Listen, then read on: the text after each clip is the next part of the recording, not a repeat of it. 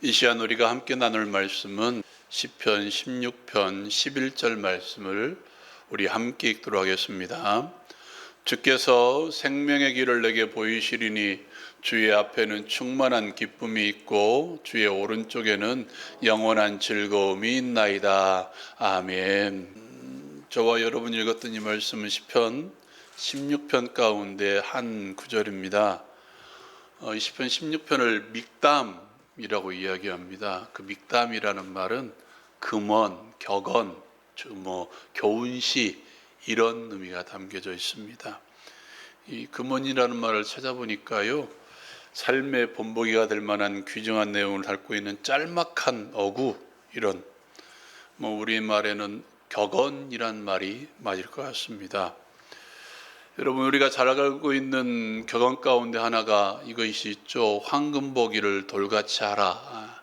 최영장 군이 하신 말씀이죠.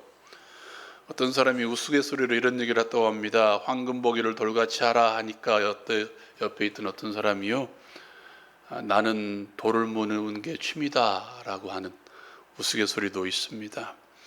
여러분, 이것은 후세, 그러니까 지금을 살아가고 있는 우리에게 교훈을 주기 위한 시편이라는 의미가 담겨져 있습니다. 시편 가운데에는 총 오늘 말씀을 포함해서 6개의 믹담이 있습니다. 이 교훈을 주고 금언이면서 우리에게 어떤 귀중한 내용을 담고 있는 금언인데도 불구하고 이 믹담으로 불려지는 16편을 포함한 6개의 시편이 우리에게는 그렇게 잘 안 읽혀지는, 다시 말해서 사람들이 찾아서 잘 안 읽는 시편 가운데 하나가 바로 이 시편입니다. 그렇다면 왜 이 시편이 믹담, 금언, 교훈이 될까요? 왜 이 시편을 모은, 그러니까 어떤 사람이 모아서 이렇게 만들었겠죠. 모아서 우리에게 들려주는 이 사람은 이 시편에다가 왜 믹담이라는 표현을 했을까? 우리에게 주는 교훈이 무엇이기에 이렇게 썼을까 하는 그런 생각을 가져봅니다. 여기도 연세 드신 분이 계시겠지만 사람들은 어떤 금언이나 격언을 잘 알아듣으려고 하지 않습니다.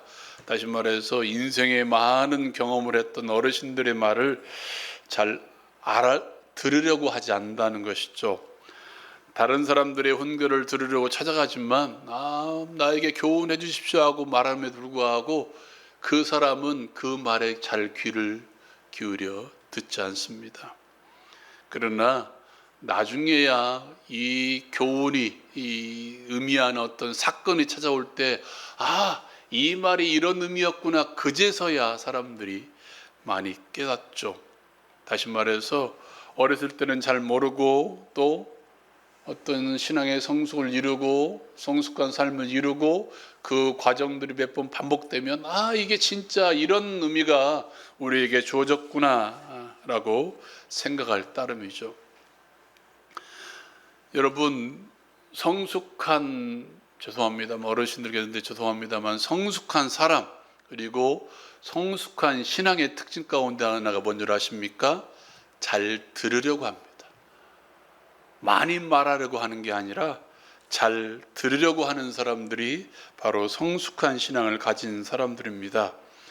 잘 듣는 사람이란 무조건 들어만 주는 사람이 아니라 그 말의 의미를 잘 알아차리는 그런 사람이라는 것이죠. 그리고 그것에 대해서 말하기보다는 행동으로 보여주는 사람이 바로 성숙한 사람이고 또한 성숙한 신앙을 가진 사람이라는 것이죠. 여러분, 이 다윗의 믹담이라고 기록된 시편 16편이 언제 많이 읽혀졌냐면 학자들에 의하면 바벨론 포로로 끌려갔을 때 그 사람들에게 많이 읽혀졌던 시편 가운데 하나가 이 시편 16편입니다. 그렇다면 다윗이 시를 지었을 때는 왜 사람들이 많이 읽었을까? 정말 다시 말해서 어떤 어려움이 찾아왔을 때 그때야 이 말씀이 들어왔다는 것이죠. 어쩌면 편안한 가운데, 평안 가운데 지금 살아가고 있는 우리에게도 이 말씀이 우리 귀에 잘 안 들릴 수 있습니다. 여러분, 그 어려움 가운데에서 이 시편을 많이 읽었던 바벨론 포로기의 이 사람, 또 이 시편을 지었던, 어려움 가운데에서 이 시편을 지었던 이 다윗, 그 마음으로 이 말씀을 오늘 한번 들여다 보았으면 좋겠습니다. 그 다윗이 처음부터 이렇게 선포합니다. 하나님이여 나를 지켜주소서, 내가 주께 피하나이다. 한번 읽어볼까요? 시작. 하나님이여 나를 지켜주소서, 내가 주께 피하나이다.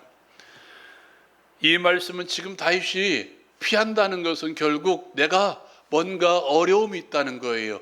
뭔가 위기가 있다는 거예요. 나를 지켜달라는 것은 나를 어떤 음해하고 압제하고 해하려고 하는 세력들이 내 주위에 지금 있다는 것을 우리에게 보여주고 있습니다. 그런 삶의 위협의 순간 다윗이 처음 선포한 것은 다시 하나님 앞에 나아가는 것이었습니다. 그는 하나님 앞에 찾아갑니다. 그리고 하나님께 고백합니다. 주님, 나를 지켜주십시오. 내가 지금 주께 피하고 있습니다. 주님, 내가 지금 주께 피합니다. 나를 지켜주십시오. 앞에서 얘기했던 성숙한 신앙, 여러분, 제가 생각하기에 한 교회, 대형 교회든 작은 교회든 성숙한 신앙을 가진 사람들은 많이 있지 않습니다. 기껏해 한 두세 명, 제 생각입니다. 근데 사람들은 대부분 자기가 성숙한 신앙을 가진 사람인 양 착각할 때가 많이 있습니다. 그런 착각하는 사람들이 대부분 생각하는 게, 야, 이제 내 스스로 하면 된다. 우리가 주님을 괴롭힐 필요가 없다. 어려움이 찾아와도 내가 이 믿음을 가지고, 이 신앙을 가지고, 내가 지금까지 살아왔던 경륜을 가지고 내가 이겨내면 된다. 이렇게 이야기합니다. 나는 믿음의 사람이니까 내가 먼저 하면 된다라고 이야기하는 사람들이 있습니다. 여러분, 이것은 착각입니다. 성숙한 신앙은 먼저 주님 앞에 피하는 사람들입니다. 성숙한 사람들의 특징이 뭐라고 말씀드렸습니까? 잘 듣는 사람이 성숙한 사람이라고 말씀을 드렸죠. 성숙한 신앙도 마찬가지입니다. 잘 듣는 것입니다. 하나님의 음성을 잘 듣는 것입니다. 하나님의 마음의 소리를 잘 듣는 것입니다. 이것은 뭔가 내 영적인 환상 가운데 들려주는 그 음성을 듣는 것이 아니라 하나님의 음성을 들을 수 있는 자리로 나아가는 것입니다. 지금 다윗처럼 하나님 앞에 나아가 나를 지켜주십시오. 내가 주께 피합니다. 지금 다윗이 무엇을 하고 있나요? 기도하고 있지 않습니까? 하나님의 음성을 듣는 자리가 어디에 있습니까? 기도하는 자리가 되겠죠. 하나님의 음성을 듣는 자리가 어디입니까? 예배의 자리가 되겠죠. 하나님의 음성을 듣는 자리가 어디입니까? 바로 말씀을 읽는 자리가 되겠죠. 이것을 거꾸로 말한다면 나는 하나님의 말씀을 듣기 위해서, 하나님의 음성을 듣기 위해서 기도하는 것입니다. 나는 하나님의 음성을 듣기 위해서 말씀을 읽는 것입니다. 나는 하나님의 소리를 듣기 위해서 예배하는 것이죠. 이것이 처음이 되어야 됩니다.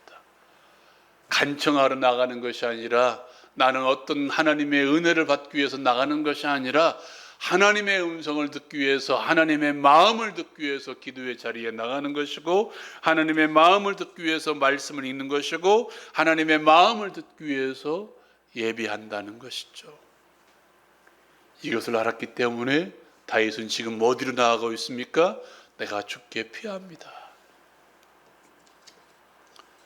다윗은 우리에게 이렇게 교훈합니다. 너 지금 위기를 맞고 있는가? 그렇다면 기도의 자리에 나아가 하나님께서 가르쳐 주시는 피할 길을 들으라 라고 우리에게 지금 말씀하고 있는 거예요. 그렇다면 왜 그 자리에 나아가야 됩니까? 읽어볼까요? 2절 말씀 같이 읽겠습니다. 내가 여호와께 아뢰되 주는 나의 하나님이시오니 주밖에는 나의 복이 없다 하였나이다. 여러분, 이 말씀을 기억하십시오. 주밖에는 나의 복이 없다 하였나이다. 이런 이야기죠.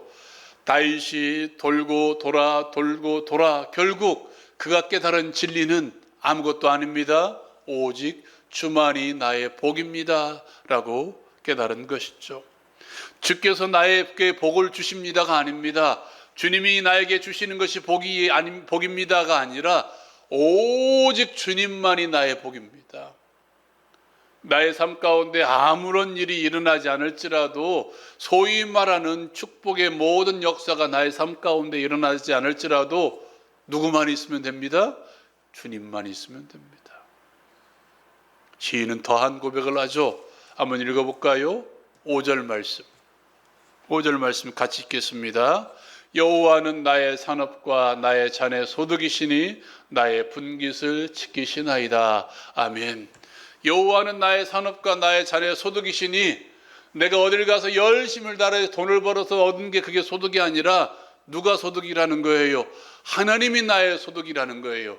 내가 어떤 인생의 삶 가운데에서 하나님만 얻으면 나는 소득을 얻은 것이고, 하나님만 있으면 나의 산업이 이루어진 것이라고 지금 다윗은 고백하고 있습니다. 사랑하는 여러분, 우리는 뭔가를 얻기 위해서 자주 기도합니다. 어떤 문제를 해결하기 위해서도 많이 기도합니다. 또한 어떤 상황의 역사를 위해서 우리는 많이 기도합니다. 나의 삶 가운데 일어나는 뭐하는 문제를 해결하기 위해서 많이 기도합니다. 그렇다면 이렇게 생각해 보십시오. 하나님을 얻기 위해서 기도해 본 적이 있습니까? 내 문제를 해결하기 위해서 기도한 것이 아니라 그 하나님 당신을 얻기 위해서 내가 기도해 본 적이 있습니까? 하나님만이 나의 전부라는 심정으로 기도해 본 적이 있습니까? 하나님을 알기 위해서 힘을 다해서 매달려 본 적이 있습니까? 다윗은 말합니다. 오늘 말씀 가운데에는 오직이라는 말이 없습니다. 그냥 제가 붙인 것입니다. 다윗은 이렇게 고백합니다. 오직 하나님만이 나의 산업이십니다. 오직 하나님만이 나의 잔의 소득이십니다. 하나님만이 나의 산업이시기 때문에 나는 그것만 지키겠습니다.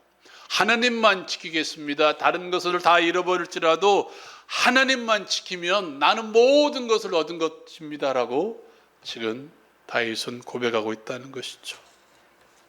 그래서 그는 하나님께서 주신 모든 것이 다 아름답다고 고백합니다. 한번 읽어볼까요? 6절 말씀 같이 읽겠습니다. 시작. 내게 줄로 재어준 구역은 아름다운 곳에 있으며 나의 기업의 실로 아름답도다. 아멘. 여러분, 이스라엘 백성들은 가나안 땅에 들어갔을 때 제비 뽑아 그 땅을 소유했습니다.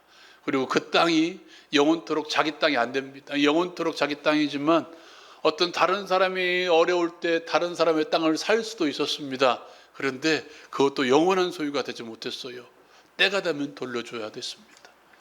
자기 땅 외에 남의 땅을 어떻게 해야 돼요? 욕심을 부리거나 얻으려고 발버둥치 않고 하나님께서 재어준 그 구역을 그냥 살아갔습니다.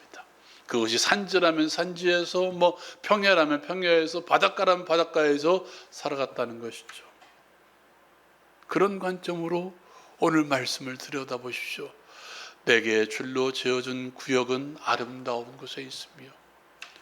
여러분, 이스라엘 백성들이 다 평야지대에만 살았습니까? 아니요. 산지에 살았던 사람도 있습니다. 갈렙 같은 사람 뭐라고 이야기합니까? 이 산지를 내게 달라고 오히려 산지를 찾아 다녔습니다. 갈릴리에 사는 사람들, 사해바다 근처에 사는 사람들, 또 아무런 소득이 평야 이 땅에서 아무런 어떤 소출이 없는 땅에 거한 사람도 있었을 것입니다. 그럼에도 불구하고 다윗은 이렇게 고백합니다. 그런 땅이라 할지라도 하나님이 주신 것이기 때문에 아름답습니다. 내가 다른 사람에 비해 적게 얻었을지라도 하나님이 주셨기 때문에 나는 아름답습니다. 내가 다른 사람에 비해 높은 자리에 있을지 않을지라도 이것은 하나님이 주셨기 때문에 정말 아름답습니다라고 지금 다윗이 고백하는 거예요. 사도 바울은 이것에 대해서 뭐라고 이야기합니까? 나에게 자족하는 마음을 주셨으니, 나에게 주신 모든 것들이 아름답고 선함에 아멘으로 받으면 된다. 이게 바울의 고백 아니었던가요? 여러분, 정말 지금 나에게 주신 모든 것들에 감사하고 살아가고 있습니까?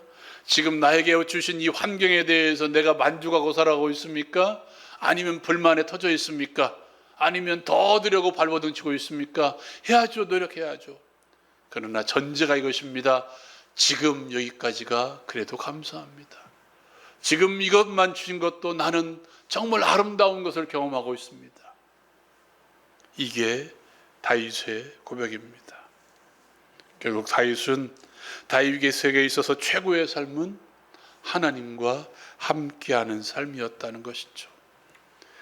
그래서 다윗은 이렇게 고백합니다. 읽어볼까요? 8절 말씀. 8절 말씀 같이 읽겠습니다.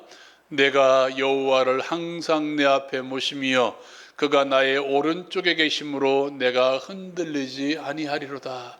아멘. 내가 여호와를 항상 내 앞에 모시며, 왜요? 그것이 전부였기 때문에.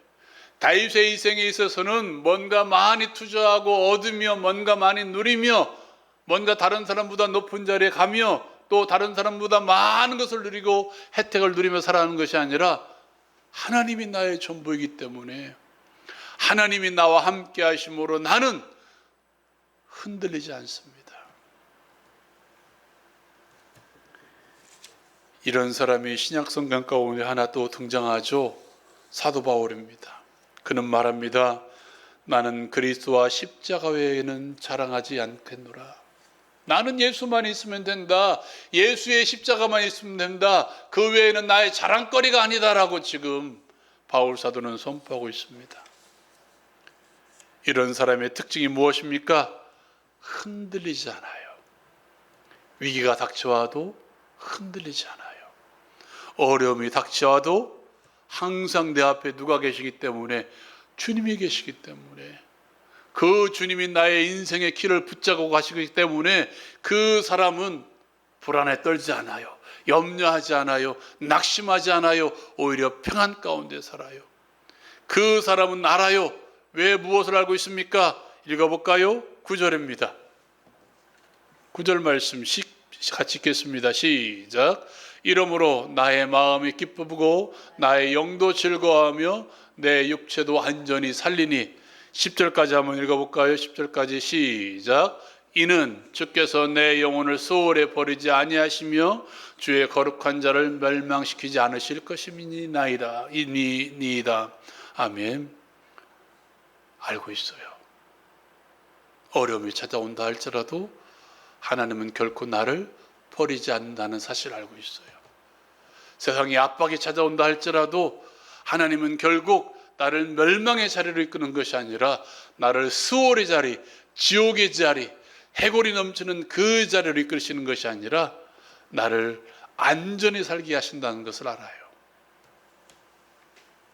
그래서 그는 어떻게 해요? 9절처럼 기뻐합니다. 모든 상황 가운데서 기뻐합니다. 힘든 상황 가운데서 즐거워합니다. 육체의 질병 가운데 시달려도 그는 기뻐합니다. 삶의 어려움 가운데서도 기뻐합니다. 내 기도의 응답의 역사가 나타나지 않아도 그는 여호와 앞에서 즐거워합니다. 11절 말씀 같이 읽겠습니다. 주께서 생명의 길을 내게 보이시리니 주의 앞에는 충만한 기쁨이 있고 주의 오른쪽에는 영원한 즐거움이 있나이다. 아멘. 주께서 나에게 생명의 길을 보이시리니. 사랑하는 여러분, 우리에게 보여주신 생명의 길이 무엇입니까? 요한복음 14장 6절은 우리에게 이렇게 이야기합니다. 내가 곧 길이요 진리요 생명이니 나로 말미암지 않고는 아버지께로 올 자가 없다라고 예수님께서 선언하셨습니다. 나에게 보이신 생명의 길이 무엇입니까? 예수 그리스도. 바울은 말합니다. 예수 그리스도 안에 있으면 사망으로 우겨쌈을 당하여도 두려워하지 않는다. 예수 그리스도 안에 있으면 어떤 죄의 세력도 나를 정죄하지 못한다. 예수 그리스도 안에 있으면 하늘의 평안, 세상이 주는 것 같지 아니하는 하늘의 평안을 맛본다. 예수 그리스도 안에 있으면 생명의 기쁨이 우리를 지배한다라고 성경은 줄기차게 우리에게 말씀하고 있습니다. 예수 안에 있으면 우리의 육이 살고 우리의 영도 살아납니다. 사랑하는 여러분, 그러므로 주께서 우리에게 보여주신 생명의 길, 예수 그리스도 안에서 참된 즐거움을 맛볼 수 있는 우리 모두가 되었으면 좋겠습니다. 여러분의 삶 가운데 충만한 기쁨이 예수 그리스도 안에서 이루어졌으면 좋겠습니다. 하늘의 평안이, 하늘의 기쁨이, 하늘의 즐거움이 여러분의 삶 가운데 충만하기를 다시 한번 주님의 이름으로 축원드립니다. 기도하겠습니다. 사랑하는 여러분, 이 시간 말씀 생각하면서 함께 기도합시다. 결국 예수 그리스도가 우리에게 생명의 길입니다. 예수 안에 있을 때 그것이 우리에게 소득입니다. 예수 안에 있을 때 우리의 삶이 살아납니다. 예수 안에 있을 때 우리를 정죄하는 모든 세대 세력들이 우리를 침범하지 못합니다. 예수 안에 있을 때 하늘 평안이 우리에게 주어집니다. 예수 안에 있을 때 하나님께로 나아갈 수 있는 그 직진의 길이 열립니다. 예수 안에 있게 달라고 기도합시다. 예수 안에서 이 기쁨을 맛보게 달라고 기도합시다. 예수 안에서 하나님이 주시는 그 충만한 복을 누리게 달라고 기도합시다. 여러분, 육체의 질병 가운데 시달리고 있습니까? 마음에 무거운 짐들 있습니까? 예수 안에서 이 치유의 역사가 나에게 있게 해달라고 이 시간 우리 함께 기도합시다. 우리 다 같이 주여 한번 힘있게 부르짖고 우리 함께 기도합니다.